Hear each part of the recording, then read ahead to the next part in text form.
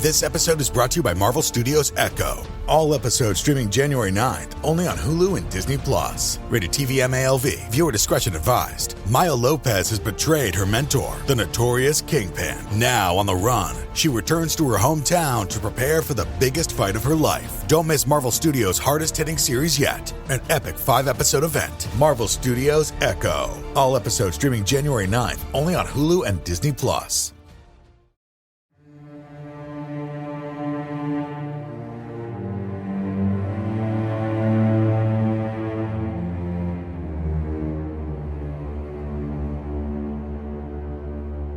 Hello, and welcome to Scare You to Sleep. I'm your host, Shelby Scott, and I'm going to read you a scary bedtime story. This week's story is... I never say this beforehand, but I'm sure this is going to become a favorite for many. This is such a great story. New author to the show this week, Shoshana Summerall Firking, is a technical writer in Lincoln, Nebraska, author of many short stories, as well as the American fantasy Weatherbone. I will link her website in the show notes. Go check it out. Shoshana has for us an incredibly terrifying tale of revenge. Here is The Binder of Women.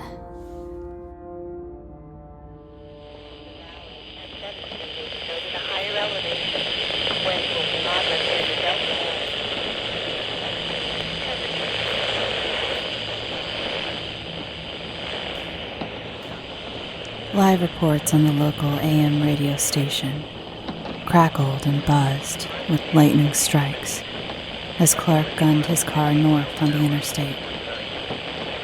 Maybe it wasn't so bad on his street. The house had an automatic sump pump, but he didn't know whether it worked. It hadn't rained like this in years. The house was on a slope, the crawl space in the basement a few inches off the floor. So maybe they were safe. The Tupperware container was sealed and virtually waterproof, so it should be fine. They were safe. Had to be. He patted the square, hard-shell camera case on the seat beside him, comforted by its touch. He couldn't decide which was his most treasured possession. Was it his vintage Spectra 1200 Polaroid camera with self-timer, nighttime auto flash, and sliding exposure control?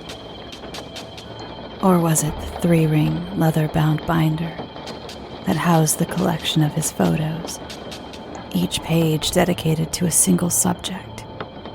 Each one had its own foil tab, embossed with a name. 6 so far. There was Gloria. Gloria had liked to play her Martin acoustic, sing Crystal and Dolly. Gloria had begged to live. There was Liz, who liked eating oysters in the Blue Moose pub. Liz had not. Clark finally decided he loved both things equally, each the perfect complement to the other. He always got to know at least one aspect of each of his subjects very well. Hallie had loved The Sopranos, loved the little sub-themes woven throughout the main plot, like Tony's love for ducks and Chrissy's H problem. Kaya had been studying to be a crime scene investigator. Ironic. Ashanti, still his favorite, had been a gearhead. Clark's Gosling-esque good looks and aw-shucks grin always put them off their guard. He had to leave his car at the high end of the city park and make his way toward home on foot. Emergency vehicles and roadblocks thwarted passage through his neighborhood, and the roar of water through the storm sewers was deafening. He was splashing through the lake that had swallowed the lower end of the park when a cop in a rain slicker stepped into his path. Sir, can't let you enter this area. A lot of streets underwater, and we're going house to house. I'm looking for my dog. Clark's voice was hoarse with emotion. I was walking in the park, but the thunder scared him and he got loose. He looked at her with haggard eyes. The cop's expression softened. Look, this isn't a job for civilians right now, she said, putting a steadying hand on his arm. She sighed. What kind of dog is he? Collie. Border. Border collie? Uh-huh. Tell me where you last saw him, and I'll inform the search and rescue teams. He went that way. He pointed in the opposite direction of his house. His name's Snoopy. You've been very helpful, she said, reaching for her walkie-talkie. 1086 Broad in Washington. She glanced over her shoulder. Get to higher ground. We'll make sure Snoopy's safe and sound. Thank you, officer. He watched her for a second longer, then ducked around the corner and hurried down the gushing sidewalk in the direction of his house. He sloshed up to his front door, unlocked it, and went inside. The main floor was untouched, but from downstairs came a sound he didn't like. Trickling. Cursing, he yanked the pull chain on the light and tore down the stairs, stumbling off the second-to-last step as his shoes plunged into dirty, brown water. Rounding the base of the stairs, he realized the trickling was coming from behind the crawl space door. No, He muttered, unlocking the padlock and wrenching the door open. More water gushed out, drenching his pants halfway to the knees before subsiding. From somewhere by the far wall came the chugging and glugging of the sump pump, sounding like it was on its last legs. Something bumped against his ankle. It was the lid from the Tupperware container. With an agonized cry, he thrust his arms into the crawl space, his hands locating the plastic rim of the container, bobbing near the back. The ringed binder was still inside, sitting in about half an inch of water. The leather was puckered and bloated, the polypropylene sleeves waterlogged. Clark lifted the book, tossing the container aside, and sloshed back to the stairs. It would be a long night.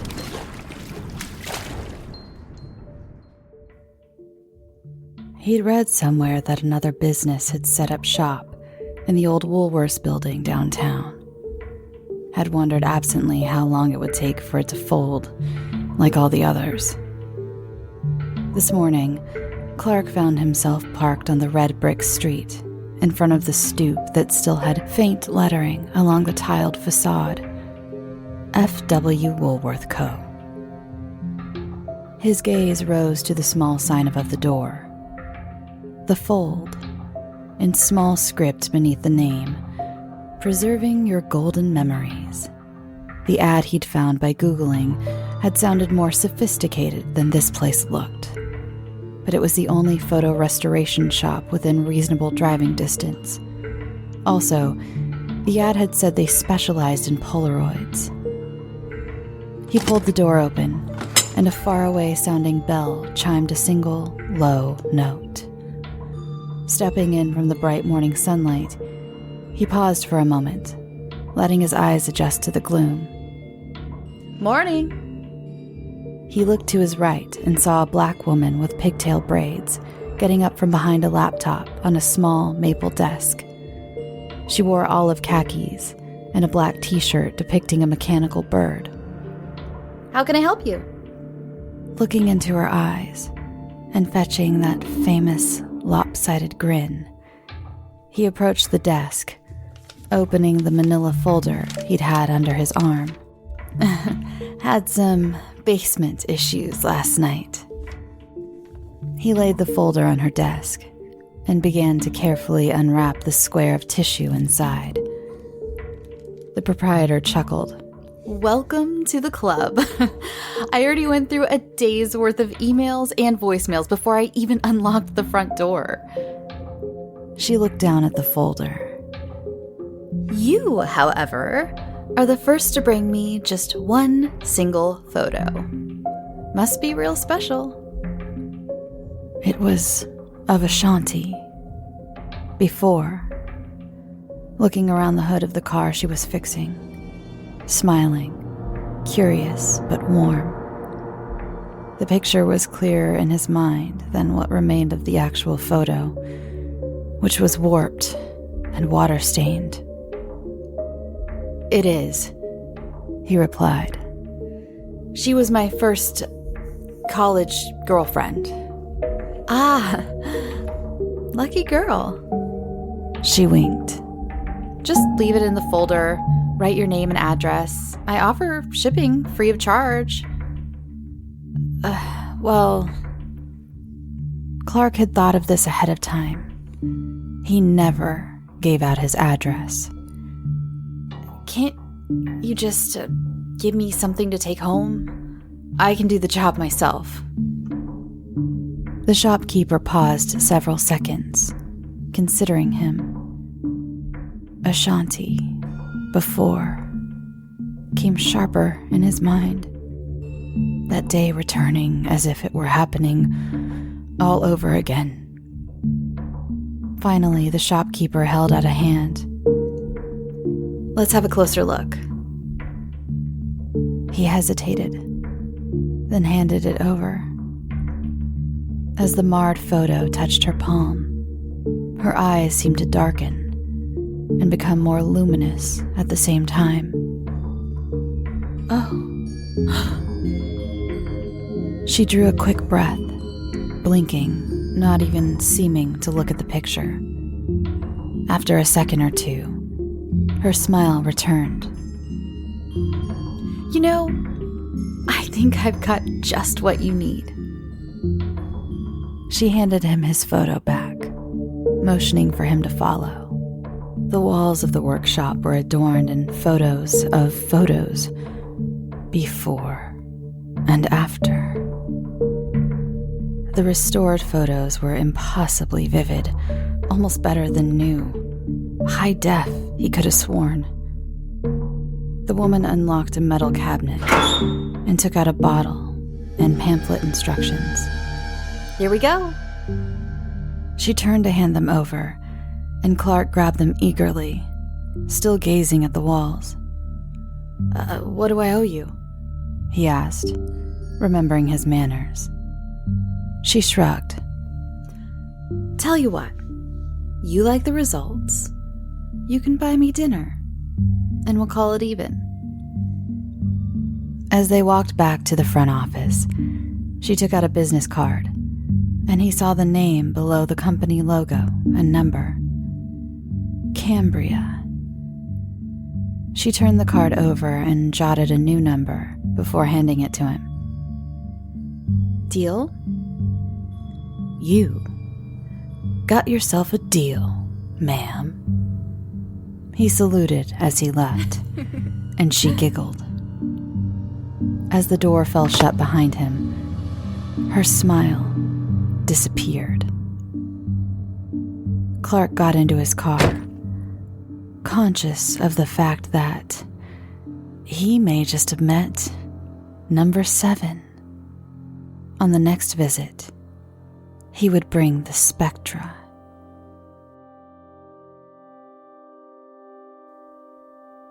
Clark placed Ashanti's before photo in its proper place before the others on the kitchen table.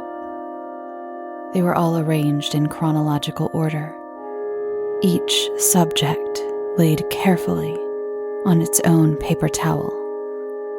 All of them were curled and discolored. More than half of them were not even discernible anymore. He unfolded the instruction sheet and read through all the steps, twice. He went down to the basement, which was smelly and had a water line almost a foot up the walls, but at least nothing was floating anymore, and rummaged around in the cupboard above the washer and dryer. At last, he came up with an empty spray bottle. He hurried up to the kitchen, rinsed the bottle out, and filled it halfway with the distilled water he'd bought on the way home. Then he added the contents of the bottle from the fold, screwed the cap back on, and shook. The dilution turned a pale, transparent blue. He turned back towards the table. Taking careful aim, he sprayed a fine blue mist onto Ashanti before. The change was immediate and incredible. The flash of her smile, the black velvet of her skin, even the whirls of her hair leapt out in vivid detail. The aqua gleam of the car hood, the Kelly green of the cottonwoods in the background, their snowy puffs spiraling through the air, one catching on the sleeve of her chambray shirt. It was so alive. He half expected the leaves to flutter, Ashanti to finish straightening to her full height, laying the 3/4 socket on the front clip. "Hello? Did you just take a picture of me?" "Sorry, I'm actually nerding out over that 78 Volvo." "Close?" "Oh, so close. 81. He treated the rest of page 1, and the images of Ashanti leaped up in vivid beauty that almost hurt to look at, progressing all the way through the series to Ashanti after. His art practically come to life before his eyes. Barely breathing, he moved on to page 2. Beverly before, wearing leather gloves, pushing a wheelbarrow of sapling cottonwoods, a few strands of brown hair escaping the faded bandana and clinging to her plump, flushed face. Looking up, curious as he shyly approached. "Sorry, I'm just taking some photos for a story. Are those cottonwoods?" "Yes, they're part of a study by the university. Are you a journalist?" "Well, more of an artist/storyteller. Frame by frame, the collection was reborn, better than the original. When the last photo, Kaya, after, was restored, Clark stood back, marveling. Breathtaking, every one. He retrieved the binder from under the cement block he'd been using to flatten it. Still a little warped and stained, but that gave it personality. He slid the photos into fresh polypropylene sleeves, which he snapped into the binder in numerical order. He then mixed a Hendrix and tonic, took the binder out onto the back deck, and made himself comfortable on a high-backed stool at the teakwood bar he'd bought with Gloria's credit card, lingering over every page as the late afternoon sun began to caress the treetops. Halfway through the collection, he went inside and made another drink, humming to himself. By the time Clark made his way carefully down the basement steps, sealed the binder in its new Rubbermaid waterproof container, tucked it into the crawl space, now dry again, if a little musty, and secured the combination padlock on the small, rectangular door. The shadows had merged into twilight, and he was more than a little drunk. He made a third gin and tonic and took it with him up to the bedroom, where he kicked off his shoes and settled back on the bed to watch some Netflix.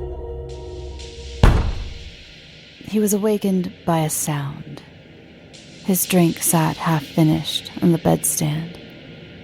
On the flat screen, a series of previews was scrolling. He yawned and stretched, looking over at the alarm clock. Just past midnight. Must have been dreaming, he thought, as he rolled off the bed and went into the master bathroom to urinate. As he returned to the bedroom, he stopped. The remnants of his buzz evaporating.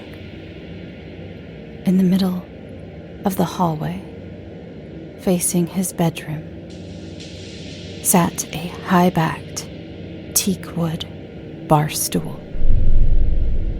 Clark yanked open the bedstand drawer and grabbed his Glock 9mm, chambering a bullet as he closed the distance between himself and the doorway in 3 strides. The hallway was dimly illuminated from downstairs. The kitchen, other than the foyer light, which would have been much brighter, that was the only downstairs light that reached up here. He had not left any lights on tonight. He was sure. Had he armed the security system?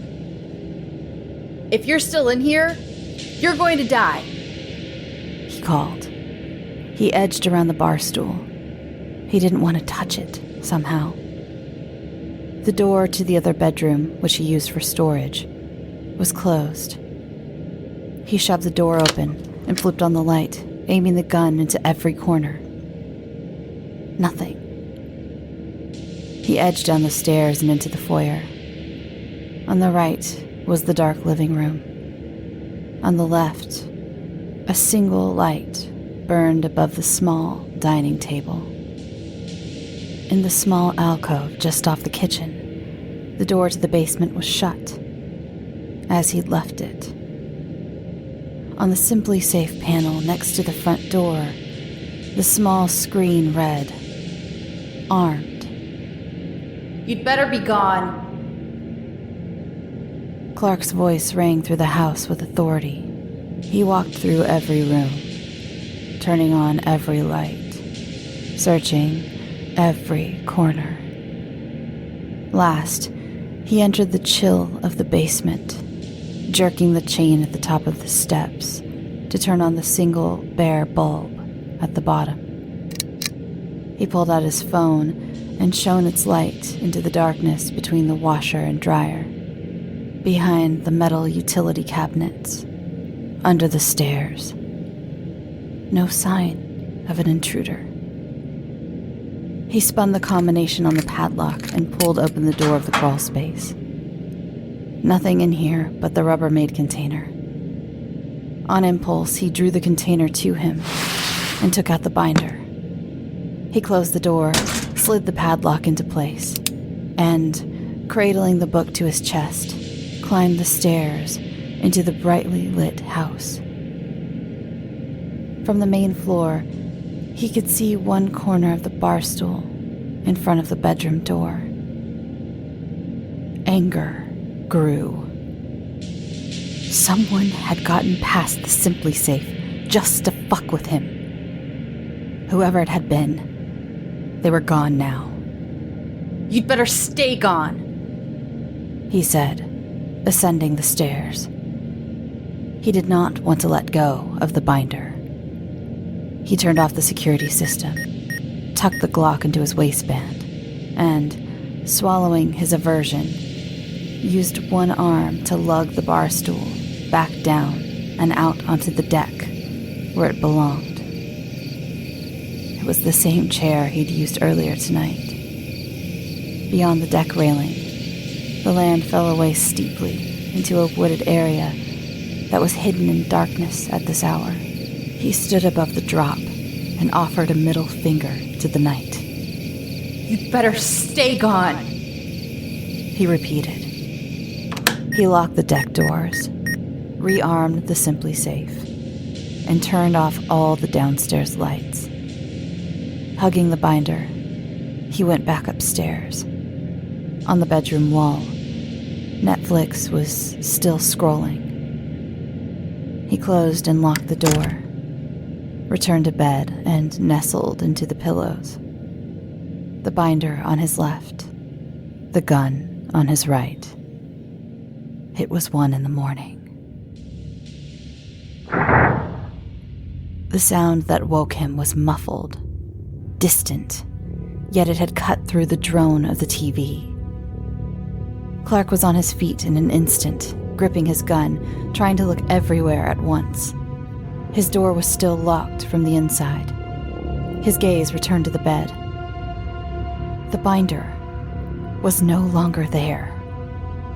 With a roar, he threw open the door and barged down the stairs, which were once more bathed in yellow light from the kitchen. No warnings, you piece of shit. I want my property back and I want it. The binder lay open on the kitchen table. As he drew closer, his steps slowed. With a trembling hand, he turned a page, then another. Every photo was an unrecognizable blur. A pressure built in Clark's head as he paged through to the end, a name pulsing red behind his eyes. Cambria. Somehow she had done this to him, destroyed his priceless creation. And now, she was mocking him. Scheming bitch. She didn't know who she was messing with. Soon she would. With a snarl, he snatched up the business card he'd tossed on the counter earlier and dialed the number written on the back. She answered on the first ring. Hi, Clark. What have you done to my photos? Where the fuck are you? Well, I'm sitting here in my living room, watching TV, if you really need to know. She sounded slightly offended. A soft blip, almost a whisper, punctuated her sentence. Bullshit. I know you were just here. Well, I don't know where here is, but my apartment's next to the interstate. There were sounds of a sliding door opening. Hear that? The soft roar of heavy, speeding traffic was unmistakable. Also, another blip. And photos? But I thought there was just the one. Clark hesitated, breathing hard, confusion mingling with his fury. Yeah, it means a lot, this one photo, and now it's ruined. It can't be replaced. Oh, I'm so sorry. I told you I should have done it myself. Blip.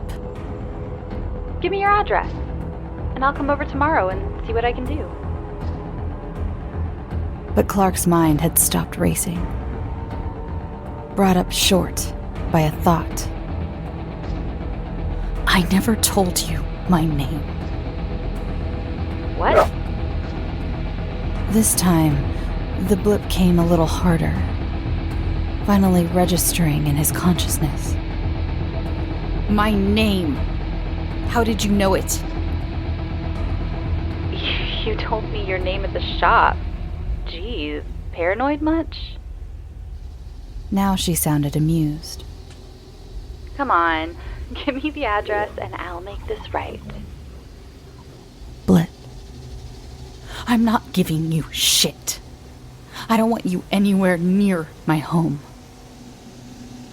That's all right, Clark. Blip. I don't need it to find you. The voice crackling from the phone was vast and ancient, snaking out to slobber against his ear. Clark made a choking noise, spastically hurling the phone against the refrigerator. From down in the basement came a faint, rattling, a metallic scraping as of a padlock shank sliding through the hasp, followed by a soft thud, followed by the grate of the crawlspace door slowly opening. Training the Glock on the basement door, he edged toward his front door. The display on the security console did not say armed anymore. It said restored. He threw open the deadbolt and wrenched at the handle. The handle did not move. There was a noise on the basement steps. Clark pelted through the house to the back door, unaware of the soft, moaning sound he was making. The handle was frozen in place. He threw himself against the door, and something gave in his shoulder. The door was immobile. Barely conscious of the pain, he came back through the kitchen in time to see the handle begin to turn on the basement door. With a scream, he fired at the door over and over until the gun clicked empty. Half deafened, he dropped the gun and ran into the living room to unlatch the bay window. The window wouldn't budge. Clark looked around frantically and spotted his Titleist golf bag by the sofa. He grabbed his pitching wedge and swung with every ounce of strength, connecting with the window glass at a peak force of 4,000 pounds. The wedge bounced back with a gonging noise, flying out of his hands and clipping the side of his head before shattering his glass-top coffee table. The window remained unmarked. Clark ran back through the house to the deck door and grabbed the handle. The heavy glass slid easily open. Nearly sobbing in relief, Clark dashed outside, hauling the door shut behind him. He whirled towards the gate to the stairs. Two shapes, faint silhouettes against the deeper blackness of the night, were seated on the bar stools in front of the gate. Ice clinked in a glass. From behind the teakwood bar came a soft laugh. Clark fumbled behind him for the light switch, and the deck lighting gleamed softly on the bar, the benches, the Kamado grill, on the bows of Liz's glasses as she looked up from the drink she was stirring, on Gloria's long auburn hair, swept up in the fancy braid she'd favored, on Hallie, clad in her Primus t-shirt, as she had been in her after photo, minus the blood, on Ashanti, who was tending the bar, fully stocked, as if for a party, on Beverly and Kaya, who sat between him and the gate. The women were all smiling at him, as if he'd just crashed their gal party. "This isn't real," he said, straining at the French door and finding, without surprise, that it was now immobile. Hey, it's okay, man. Kaya shrugged delicate shoulders. Short hair, raven black against her pale skin. Relax. Have a drink. It's your booze, after all. Several of them laughed. We're gonna eat pretty soon, anyhow. Honestly, no hard feelings. Ashanti held up the bottle of Hendrix. Come on. I'll make you your favorite. What? He drew a trembling breath and tried again. What are you going to do? Beverly held up the enormous peach margarita she was enjoying. Already doing it. They laughed again, all sounding a little tipsy. We've been so close to each other, yet kept apart for So long, down there, in the dark. To think, I never actually got to meet any of these lovely ladies before tonight. Ashanti offered Clark the gin and tonic.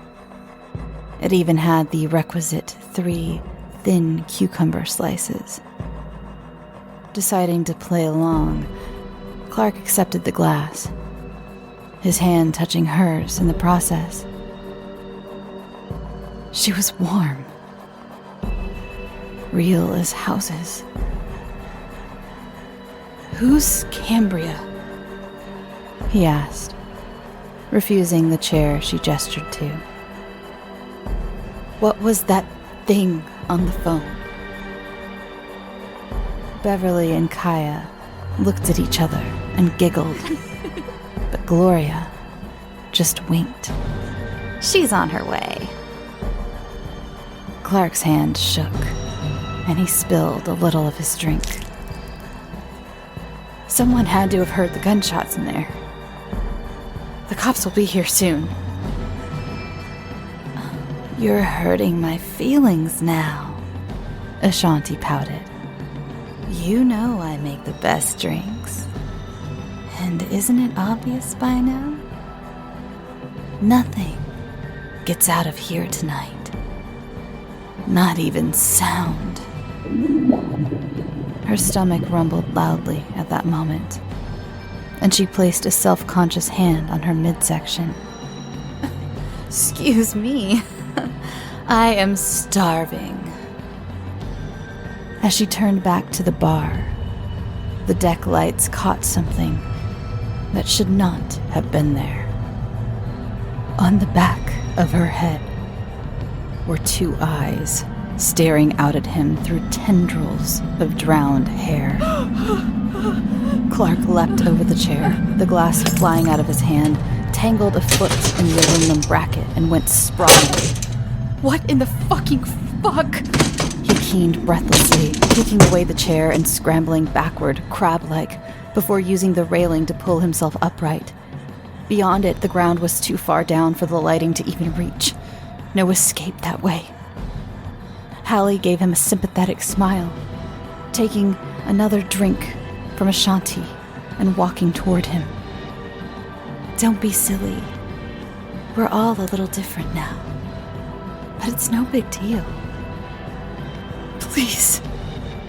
He felt weak, somehow heavy and slow. I'm sorry. Just make it fast. Okay? He summoned a facsimile of the shucksy grin that had disarmed her in life. The women, unbound, inched their chairs a little closer, watching him, all smiles. Still approaching, Hallie brought her other hand out from behind her back.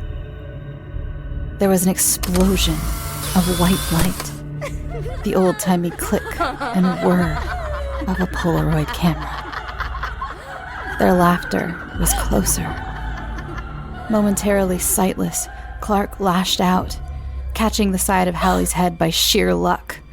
His hands were claws, ripping handfuls of her curls, scrabbling for her neck. She was impossibly warm and alive, but no stronger than she had been the first time he killed her. His vision was returning now, and with it a measure of calculation. The other 5 women were on their feet now as he drew his left arm across her throat, pulling it tight with his right arm. He backed toward the sliding door, dragging her with him, her struggles weakening. Come closer, and I will crack her neck. They halted as one. He had a good feeling about this. His backside touched the glass. Without hesitation, he placed one hand on her jaw, the other atop her head, gave a hard jerk. Snap. As she sank, lifeless, once more. The heavy sense of oppression lightened. Clark whirled and heaved at the handle. door was almost too heavy, but he was able to slide it a few inches. Escape inside, shove it closed behind him, flipping the lock. He glared out at the women, 2 of whom knelt over the body. The other 3 stood at the glass, looking in. The sorrow in their gaze a faint mirror glow in the night, edged red with hunger. He grinned at them, whatever they were. His real grin, the one each had seen just before her after frame. "Oh well," he said, and laughed. Now that he could open doors again, he was getting the hell away from here as soon as he reloaded. He retrieved the Glock from the kitchen floor, took the stairs 2 at a time up to the bedroom. In the bedstand drawer, there were 2 loaded clips plus a box of bullets. He ejected the empty clip, shoved a full one in, then stuffed the rest of the ammunition into his pockets. If he had to, he would shoot his way out. Then get in his car and drive 1,000 miles from here. He ran from the room, heading for the stairs, then froze.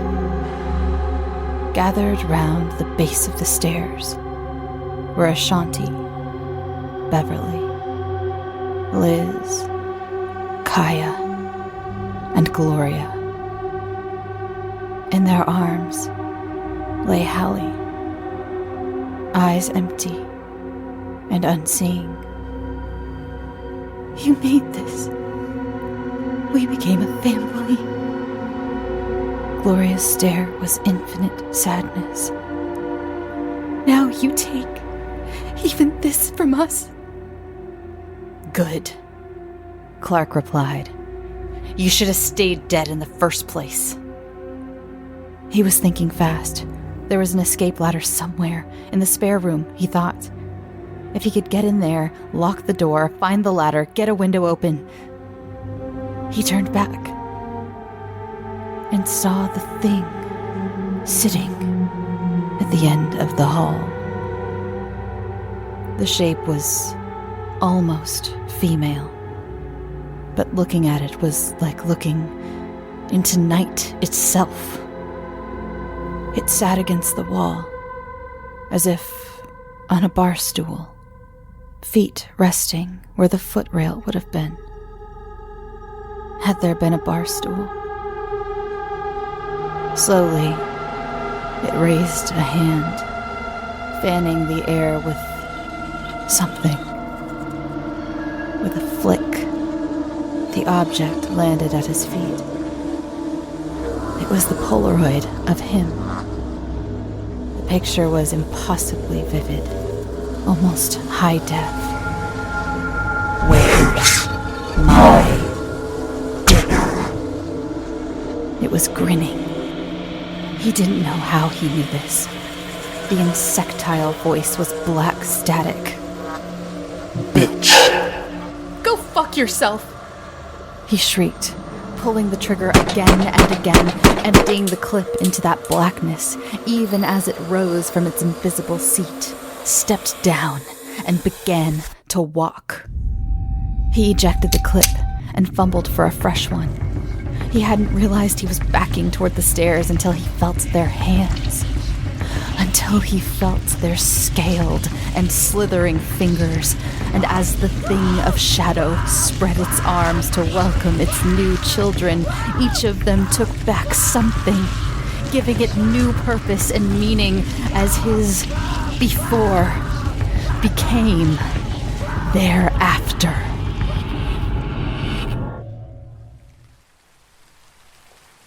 Hey there, it's the new year. You've got mood boards and resolutions, and work is back in full swing, and you don't need any extra stress in your life. And Factor's ready-to-eat meal delivery takes the stress out of meal planning and sets you up for success in the new year. Skip the grocery stores, prep work, and cooking fatigue. Instead, get chef-crafted, dietitian-approved meals delivered right to your door, with over 35 meals to choose from per week, including options like keto, calorie smart, vegan plus veggie, and more. Plus over 55 weekly add-ons. You'll have a ton of nutritious and flavorful options to kickstart your resolutions. Forget frantic lunch preps and rush dinners. Factor's 2-minute meals are your secret weapon in the new year. Fuel up fast with restaurant-quality meals, all delivered right to your door. Factor now offers loads of snack options like breakfast, smoothies, juices, snacks, and more to keep me going no matter what's on the schedule. Skip the overpriced takeout trap.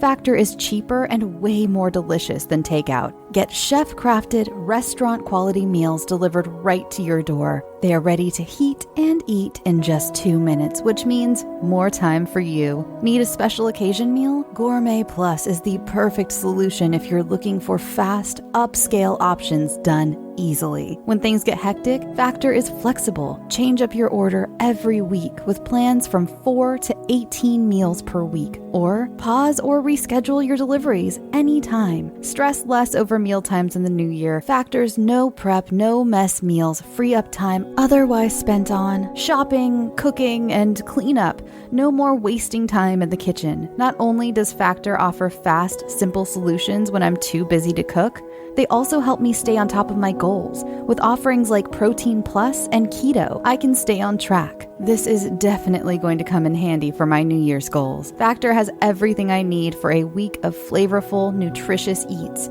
In addition to ready-to-eat meals, they have cold-pressed juices, smoothies, energy bites, extra protein, veggie sides, and more to keep me energized during frantic times. Head to factormeals.com/scareyoutosleep50 and use code scareyoutosleep50 to get 50% off. That's code scareyoutosleep50 at factormeals.com. As many Scary to Sleep fans know, I've been going through a lot of changes in my life. And one thing I've been doing is getting my finances much more organized, and that includes paring down some of the subscriptions I pay for. It feels like everything is a subscription these days, be it for the gym or streaming services or music, the list goes on, and something that has helped me tremendously is Rocket Money. They not only helped me cancel subscriptions that were a pain to try to do myself. Have you ever tried to deal with some of these companies directly? It's just a headache. Rocket Money also alerts me when the subscriptions I did keep go up in price, giving me the ability to weigh my options and keep those little extras that add up oh so quickly in check. Rocket Money is a personal finance app that finds and cancels your unwanted subscriptions, monitors your spending, and helps lower your bills. I can see all of my subscriptions in one place, and if I see something I don't want, I can cancel it with a tap. I never have to get on the phone with customer service. Rocket Money has over 5 million users and has helped save its members an average of $720 a year with over 500 million in canceled subscriptions. Stop wasting money on things you don't use. Cancel your unwanted subscriptions by going to rocketmoney.com/scareyoutosleep. That's rocketmoney.com/scareyoutosleep. rocketmoney.com/scareyoutosleep. Thanks for listening.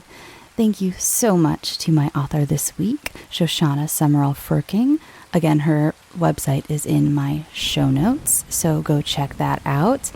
If you want to follow the show, follow it on Twitter, Instagram, Facebook, all at Scare You to Sleep. Facebook is a group, so you have to answer a couple questions just to get past, me, but I'm just making sure you're not a robot. So feel free to just write podcast for each question, and I'll be like, yeah, they listen to the show. You're not a robot, unless the robots are getting smarter, which God only knows. This is my second take of the outro because the first one turned into such a rambling mess. I deleted it all. And here I am again.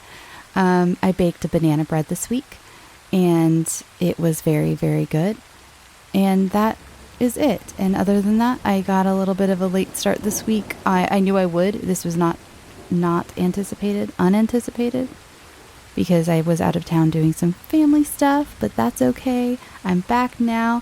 I got some new lights, so I'm gonna do a new video for YouTube. I'm so happy that so many of you, I cannot believe the amount of like comments, like very nice comments from all of you, just being so supportive for my first like face video on YouTube. It really touched my heart. And so I'm going to do a new video. Again, I got new lights. I'm very excited to use those. I never thought I'd be this excited about lights.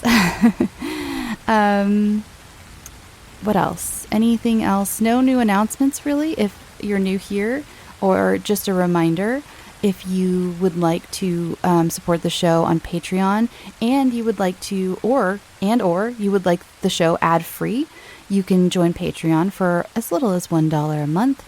And there are some higher tiers as well that are going to be getting their own personal content because, you know.